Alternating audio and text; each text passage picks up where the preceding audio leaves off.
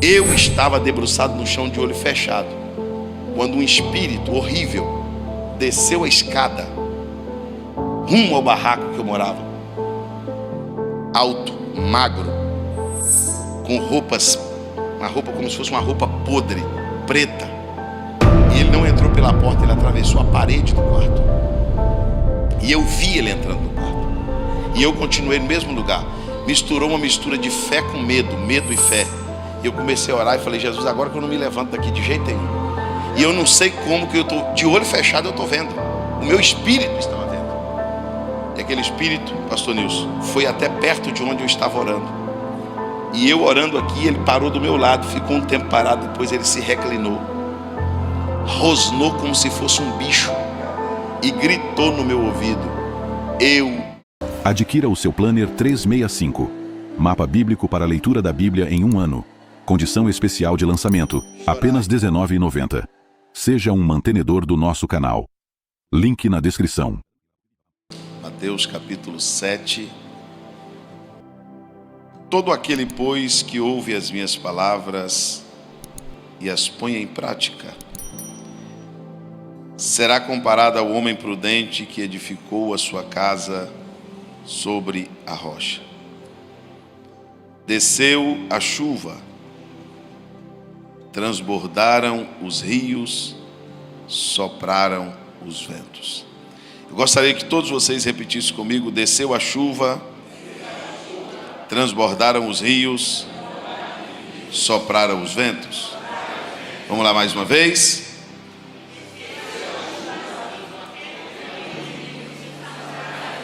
Ficou mais ou menos, agora vai ficar bom. Vamos lá, bem forte.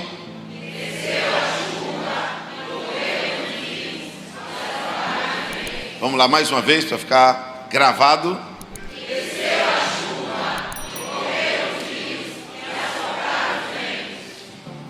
E deram contra aquela casa. Contudo, ela não caiu, porque estava fundada sobre a rocha. Podem se assentar, meus irmãos. Parabéns pelo tema que a coordenação e os irmãos colocaram, enraizados em Cristo. Um tema muito propício para o tempo e a época em que vivemos. Meus queridos irmãos, eu gostaria hoje de falar sobre o alicerce, que é muito parecido com a raiz. É a parte invisível da casa, como a raiz é a parte invisível da árvore. A Bíblia diz que o homem que teme ao Senhor, o homem que confia no Senhor, ele será como uma árvore plantada junto ao ribeiro das águas, que estende as suas raízes para o ribeiro, que dá o seu fruto na estação própria e cujas folhas não caem. A Bíblia diz que nós seremos como a palmeira plantada na casa de Deus. Os irmãos sabiam que a tâmara é uma árvore de raiz tão profunda que o vento é capaz de soprar forte a ponto dela envergar e as suas folhas passarem no chão. Mas depois que o vento passa, ela se ergue e continua no mesmo lugar. O vento que era para levar aquela árvore não leva. Por quê? Porque a raiz está mais profunda. Ela cresce mais para baixo do que para cima. Mas hoje eu gostaria de falar sobre o alicerce. Jesus, ele deixa bem claro que construir na rocha ou na areia não é um destino, é uma escolha. E Jesus disse que o homem prudente construiu na rocha e o homem imprudente construiu na areia. Se os irmãos perceberem, há uma similaridade muito grande entre as duas casas. As duas foram construídas, provavelmente as duas até se pareciam. Toda a diferença está na estrutura desta casa. Os irmãos percebem que desde o Éden, o homem tem um seríssimo problema com a culpa. E eu quero gastar aqui pelo menos 2 minutos falando sobre isso. O homem tem uma dificuldade muito grande de dizer: eu sou culpado. Se você vê uma casa caída, um homem caído, uma mulher caída, um ministro caído, uma vida espiritual falida, você vai encontrar pessoas, principalmente agora, dizendo que foi a igreja, foi o pastor, foi o irmão, que ele não está na igreja porque na igreja tem falsidade, que ele não está na igreja porque alguém pisou, ele não serve mais Jesus porque passou por isso, por aquilo. Ele vai culpar, ou ele vai culpar a chuva que desceu, ou ele vai culpar o rio que transbordou, ou ele vai culpar o vento que soprou. Dificilmente ele vai dizer: a minha casa caiu porque eu construí no lugar errado. A culpa é minha. Eu não tinha estrutura, eu não estruturei minha vida, eu não era firme. Você dificilmente vai conversar com uma pessoa afastada do evangelho para ele dizer para você assim: eu assumo, eu não estou na igreja porque eu não sou firme, eu não estou no evangelho porque eu não tenho firmeza. Não, ele vai procurar colocar a culpa em alguém, e às vezes até em Deus. E aqui o texto, Jesus nos ensina que toda casa, todo homem, toda e qualquer família, qualquer mulher, qualquer jovem, vai sofrer pelo menos 3 coisas. Quantas coisas? É inevitável que nós passaremos por isso. Primeiro, ele diz: a chuva desceu. Vamos repetir isso? A chuva vem de onde? A chuva vem do... Então tem coisa que vem sobre a casa, tem coisa que vem com ímpeto sobre a casa, sobre a vida do homem, da mulher, da família, que não vem do inferno, que não vem das pessoas, que vem de onde? E se eu disser para os irmãos que tem coisas ruins que nós passamos, que vem do céu? Os irmãos perceberam que nestes últimos anos desapareceram algumas palavras da boca de nós mensageiros. Nós estamos sendo cúmplices em algumas coisas, e uma delas é que nós estamos pregando pouco que Deus prova. A gente prega muito que Deus abençoa, que Deus cura, que Deus prospera, que Deus alegra, que Deus dá felicidade, que Deus dá saúde, mas a gente esqueceu de dizer que Deus prova. E a prova de Deus é uma prova tão difícil que é como se prova o ouro no fogo. Deuteronômio capítulo de número 8, versículo de número 2 diz assim: tu te lembrarás pelo caminho pelo qual o Senhor teu Deus te guiou 40 anos no deserto, para te provar. Para te o quê? Para te humilhar. Para quê? Para te fazer ter fome e para saber o que estava no seu. Então a prova que vem do céu, ela tem um intuito. Qual é o intuito de Deus em me provar? Saber o que está no meu coração. Então diga pelo menos para 2 irmãos assim: Deus ainda prova. As pessoas não querem aceitar mais que Deus prova. Quer que eu te provo? Quer que eu te provo que Deus prova? A Bíblia diz que Ele cura a ferida, sim ou não? Mas no mesmo versículo diz que Ele faz a ferida. A Bíblia diz que Ele tem a chave de Davi, que Ele abre e ninguém, mas no mesmo versículo está escrito que Ele fecha e ninguém abre. Sabe o que Ana escreveu no capítulo de número 2? Pode ler o segundo capítulo do livro de 1 Samuel. Sabe o que está escrito lá? Ana no seu cântico diz: Ele enriquece e Ele empobrece, Ele exalta e Ele humilha, Ele levanta e Ele abate, Ele dá e Ele toma. Quer que eu te provo? Quer que eu te provo que Deus prova? Jó perdeu saúde, Jó perdeu filhos, Jó perdeu riqueza, Jó perdeu a compreensão da esposa. E quando o inferno esperava que Jó desse uma blasfêmia ou falasse uma blasfêmia contra o céu, porque essa foi a aposta do diabo, o diabo disse assim: toca no que ele tem e ele blasfemará na tua face. Sabe qual foi o hino que Jó cantou quando ele raspou a cabeça, se vestiu de pano de saco e se jogou ao chão? Deus me deu. E Deus me deu e Deus. Quem está enraizado, dá glória a Deus quando Ele dá glória a Deus quando Ele toma, dá glória a Deus quando Ele abre, dá glória a Deus quando Ele fecha.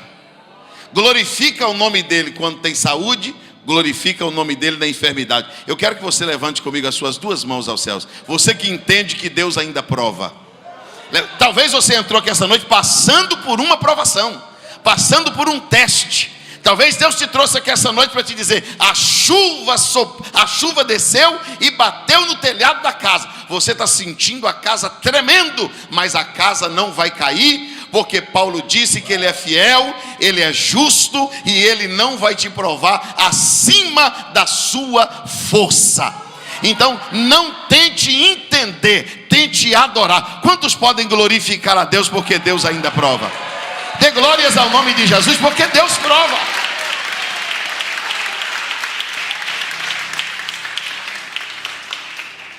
Peraí, irmão. Então quer dizer que no dia do nascimento a gente faz uma festa. No dia do luto a gente fica na beira do caixão dizendo: é porque Deus não é Deus? Por que Deus não curou? Não. Isso é tão verdade que nós entendemos que Deus prova, que o nome do nosso velório, do velório de crente, é culto. Você vai num velório de crente, o que tem lá?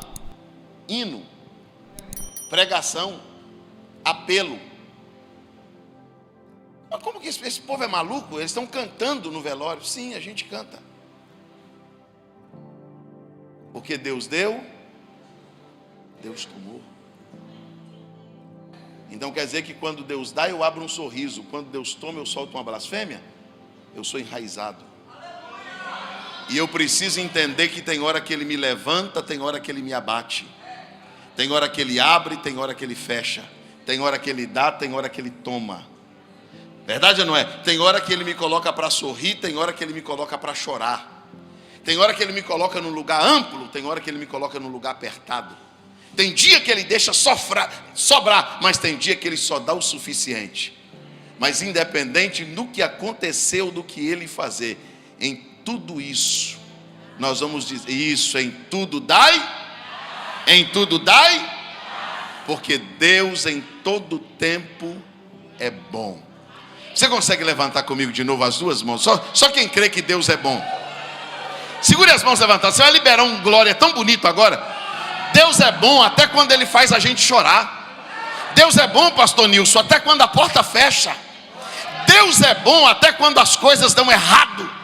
Deus é bom até quando não acontece da maneira que eu achei que ia acontecer. E como eu sou enraizado em Cristo, eu não vim aqui neste congresso liberar uma blasfêmia, nem liberar uma murmuração e nem reclamar de Deus porque a semana foi difícil. Deus está no controle de tudo e eu vim dar glórias ao seu nome. Você pode dar glórias ao nome de Jesus? Dê glórias ao nome de Jesus, porque a chuva desce. A chuva desce. Você consegue dizer bem alto: a chuva desceu? Irmão, tem coisa que vem contra a vida da gente, que bate com ímpeto, que vem de onde? Do céu. Do céu. Se eu não entender, olha aqui que Jó disse. Isso aqui é muito sério, irmão, que eu vou dizer. Tem uma coisa muito perigosa na nossa vida, que eu falo dos evangélicos, não estou dizendo dessa igreja. Nós temos duas doutrinas cancerígenas que estão nos nossos louvores, às vezes nas mensagens. É o triunfalismo. O que é o triunfalismo? O triunfalismo é que você vai vencer de qualquer forma. Você nunca vai ser derrotado, você nunca vai perder, você nunca vai ficar para trás, você nunca vai estar por baixo, você nunca vai ser o humilhado, você nunca vai perder, você nunca vai ser o derrotado, você nunca vai chorar. Você sabe que isso aí é só na ideia, né? Na vida real isso não existe. Na vida real é o contrário. Tem hora que eu vou ser massacrado, tem hora que eu vou estar por baixo, tem hora que eu vou estar chorando, mas isso não muda a concepção de fé que eu tenho. Os irmãos percebem que Jó disse para Deus assim: toca no que ele tem e ele blasfemará na tua face. Diga comigo assim: no que ele tem. Deus permitiu tocar no que ele tinha, sim ou não? O que Deus não permitiu é tocar no que ele era. Porque no que você tem, o que você tem pode ser tocado. O que não pode ser tocado é o que você é. Tem hora que o inimigo mexe na folha, no tronco. Tem hora que o inimigo serra. Tem hora que o inimigo corta. Mas está escrito: há esperança para a árvore. Que árvore? A que foi cortada. Se envelhecer na terra a sua raiz e morrer o seu tronco no pó, ao cheiro das águas ela brotará e ela dará ramos como uma planta. Às vezes o tronco é cortado, as folhas são tiradas, mas a raiz continua lá. Só quem tem raiz em Deus, dê glórias ao nome de Jesus. Talvez você está tendo dificuldade de entender que Deus prova. Olha o que Jó disse para a mulher dele. A mulher dele disse assim: isso não é vida, Jó. A mulher dele, pastor Nilson, olhou e disse: um crente passando por isso? Você é um homem reto, você é um homem íntegro, você é um homem que foge do mal? Como que Deus deixa acontecer tanta coisa ruim na vida de uma pessoa tão boa? Jó olhou para a mulher e disse assim: receberia eu o bem de Deus e não receberia o mal?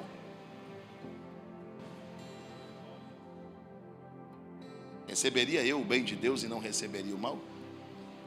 Me perdoe, irmãos, o que eu vou dizer para vocês aqui. Para mim, o maior pecado de um homem, apesar de ser muito grave, não é o pecado moral. Você quer testar o nível de espiritualidade de uma pessoa?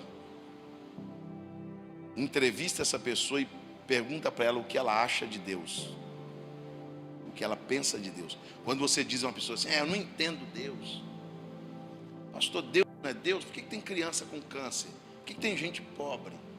Se eu sou uma pessoa boa, por que as coisas? Você está pensando mal de Deus. Você está pensando mal de Deus? O anjo chegou para Abraão e disse assim: sabe o seu primo Ló que mora lá em Sodoma e Gomorra? Lá em Sodoma? Sei. A gente está indo para lá agora, a gente vai fazer chover fogo naquela cidade com enxofre, vai destruir todo mundo. Olha a pergunta que Abraão fez. Então quer dizer que Deus vai matar o justo junto com o ímpio? O anjo olhou no olho de Abraão e disse: longe de Deus praticar uma injustiça. Deus não é injusto. Deus é bom. E todas as coisas cooperam para o bem daqueles que amam a Deus. As coisas podem não estar da maneira que eu gostaria que elas estivessem, mas eu estou enraizado em Cristo. Levanta comigo as duas mãos e deixa eu declarar uma palavra na tua igreja. Provação não vai te tirar do Evangelho. Luta não vai te tirar do Evangelho. Problema na família não vai te tirar do Evangelho. Problemas pessoais não vão te tirar do Evangelho. Você está enraizado em Deus. Aí alguém vai perguntar para você assim: e o que vai te tirar do Evangelho? O que vai te tirar de Cristo? Sabe o que você vai responder? Nem a morte, nem a vida, nem a altura, nem a profundidade, nem o agora, nem o porvir, nem os anjos, nem os principados, nem a nudez, nem a fome, nem a espada, nem a perseguição. Nada, nada, nada, nada. Eu vou dizer outra vez: nada, nada, nada e nem ninguém poderá me separar do amor de Deus que está em Cristo Jesus. Você pode glorificar a Deus, você que está enraizado em Cristo Jesus.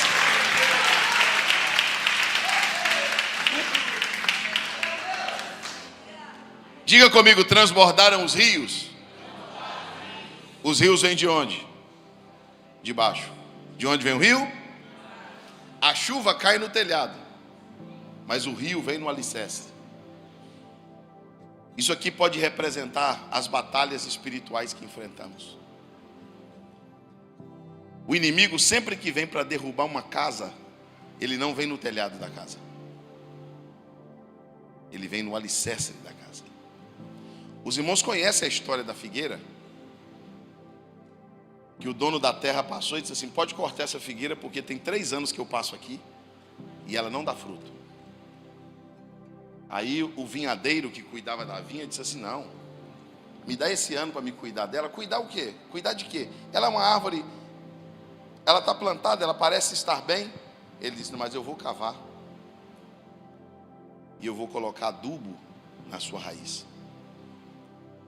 Porque o tronco pode estar bonito, irmão, o rosto pode estar bonito, você consegue maquiar até a sua tristeza, você consegue fingir que está bem até quando está mal, Você consegue fingir que é espiritual até quando é carnal. Mas o vinhadeiro, que é o Espírito Santo, ele sabe que o problema mais severo de uma árvore não está no tronco da árvore, não está na folha da árvore, está na raiz da árvore. Por isso que essa raiz tem que ter saúde, essa raiz tem que ser cuidada. Você pode dar glória a Deus por isso? E por que aquela figueira não produzia? Ela não produzia porque tem uma bactéria que entra na raiz das árvores frutíferas.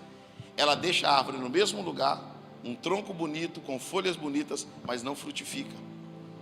Você já percebeu que tem pessoas que estão no reino de Deus, na terra boa, numa igreja boa, tem um pastor bom, mas ele não funciona. Ele não consegue frutificar, porque o problema dele não é físico, o problema dele não é geográfico, o problema dele não é a Bahia, o problema dele não é Salvador. Às vezes o problema dele é a raiz.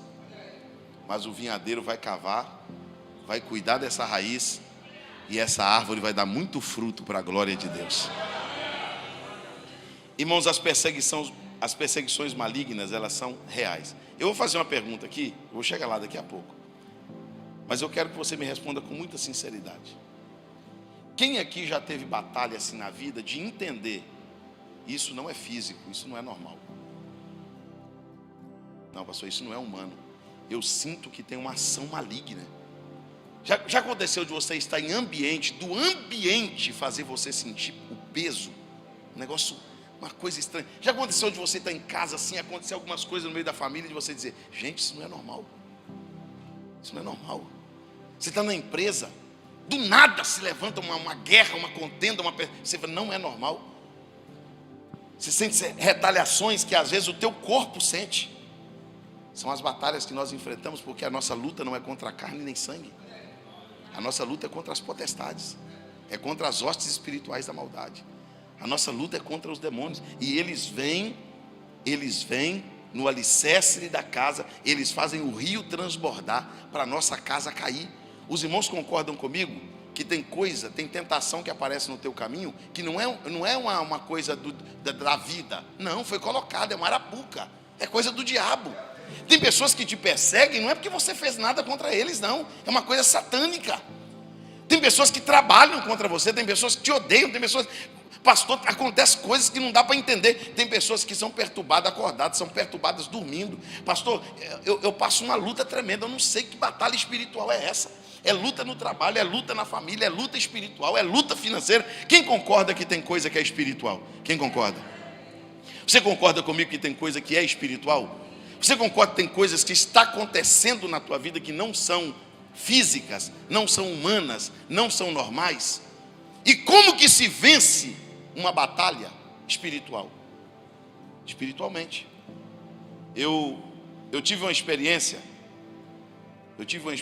no ano de 2006. Acho que foi 2006. Eu estava passando por um problema muito difícil.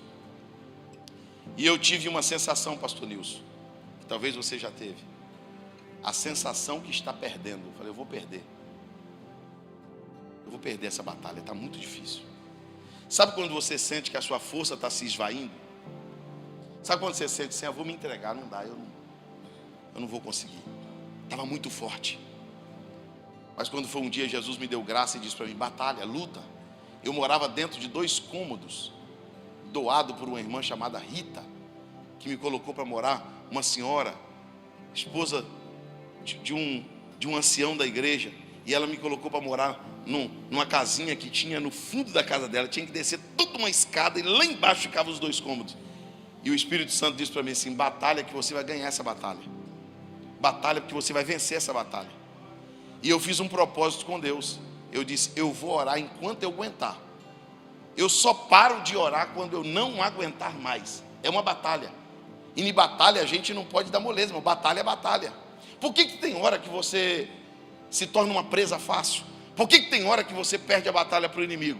Porque o inimigo está de lá dando metralhada, e você daqui para lá de braço cruzado, você abrindo boca, você bocejando, o inimigo de lá tirando, e você de cá não faz um jejum, não faz uma vigília, não levanta de madrugada, não faz uma campanha de oração. O inimigo está de lá bombardeando. Não, meu irmão, é chumbo trocado. é chumbo trocado. Se o inimigo vier quente, tem que te encontrar fervendo. Se ele vier para a guerra, vai ter guerra. Se ele vier para a guerra, vai ter guerra. Você não vai baixar a guarda, você vai lutar. E eu entrei dentro daquele quarto, cerca de 6 horas da tarde, depois do horário que eu chegava do trabalho. Eu orei de 6h30 até às 7, de 7 às 8, de 8 às 9, de 9 às 10, de 10 às 11, de 11 à meia-noite. E a minha força foi acabando. À medida que eu fui orando, meu corpo também foi sentindo. E eu tirei um período de oração naquele dia de cerca de 7 horas de oração. Quando era aproximadamente 2 horas da manhã, eu estava exausto, suado. Sabe onde eu estava? No chão. Eu já tinha orado sentado, eu já tinha orado deitado, eu já tinha orado de pé, eu já tinha orado de olho aberto, eu já tinha olhado de olho fechado, eu já tinha orado andando, eu já tinha orado parado. Aquela hora eu estava com o joelho no chão, debruçado no chão. Eu estou falando isso aqui para os irmãos diante de Deus. Eu estava debruçado no chão de olho fechado, quando um espírito horrível desceu a escada rumo ao barraco que eu morava. Alto, magro, com roupas, uma roupa como se fosse uma roupa podre, preta. E ele não entrou pela porta, ele atravessou a parede do quarto. E eu vi ele entrando no quarto. E eu continuei no mesmo lugar. Misturou uma mistura de fé com medo, medo e fé. E eu comecei a orar e falei: Jesus, agora que eu não me levanto daqui de jeito nenhum. E eu não sei como que eu estou, de olho fechado eu estou vendo. O meu espírito estava vendo. E aquele espírito, pastor Nilson, foi até perto de onde eu estava orando. E eu orando aqui, ele parou do meu lado, ficou um tempo parado, depois ele se reclinou. Rosnou como se fosse um bicho. E gritou no meu ouvido: eu perdi. Quando ele gritou, eu perdi, a força veio em mim, a coragem. Levantei dentro do quarto e comecei a marchar como um soldado, falar em línguas estranhas. Comecei a orar, a alegria do Senhor entrou dentro do barraco. A alegria de Deus entrou dentro da casa. Acredite, os irmãos, eu venci aquela batalha naquela hora. O laço quebrou e eu escapei como um pássaro. Aquele demônio, aqueles espíritos que vieram contra a minha vida foram vencidos e eu consegui vencer na oração. Agora eu vou te dizer uma coisa: dê moleza para o diabo para você ver se ele não te arrebenta. Dê moleza para o diabo se ele não derruba a tua casa, esmaga teu ministério, arranca teu casamento, destrói teus filhos. Não, a nossa luta não é contra carne nem sangue. E se ele vier para a guerra, vai ter guerra, porque nós vamos reagir. Quem vai reagir, diga glória a Deus. Então grita comigo assim: o rio transbordou, mas a casa não caiu. Deixa eu te contar um negócio aqui agora, que nós vamos entrar numa batalha aqui agora. Eu tenho um amigo que se converteu, sabe como? Ele era bruxo, foi bruxo mais de 20 anos, e ele se converteu por causa de um feitiço que deu errado.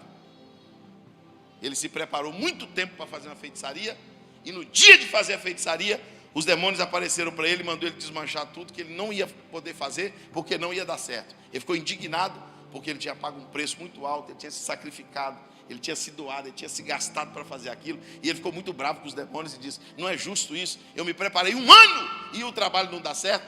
De quem é a culpa? Quem é o culpado desse trabalho não dar certo? O Espírito diz para ele assim: você está vendo aquele barraquinho ali no morro com a luz acesa? Ele diz: estou vendo, o que eu tenho a ver com isso? Tem uma crente lá dentro. E o Deus dela acordou e ela está lá na janela com a mão estendida para cá, dizendo: queima Jesus, eu repreendo em nome de Jesus. A irmã orando e o trabalho dando errado lá embaixo. Fica de pé comigo só um minuto, por favor. Fica de pé só um minuto, depois você senta. Escuta o que eu vou te dizer. Ele me contou isso. O nome dele é Sérgio Pereira.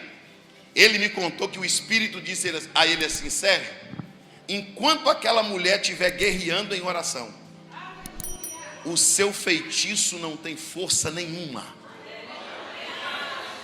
E nós não poderemos subir, e nós não poderemos fazer nada, porque a atmosfera acima de nós está incendiada com a oração daquela crente.